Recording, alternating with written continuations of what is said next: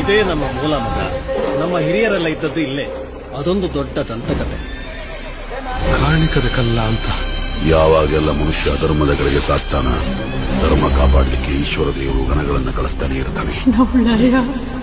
ಆ ಎಲ್ಲಾ ಗಣಗಳು ಬಂದು ನೆಲೆಸಿದ್ದು ಈ ಪುಣ್ಯ ಮಣ್ಣಿನಲ್ಲಿ. ನಾವು ನಂಬುವ ದೈವ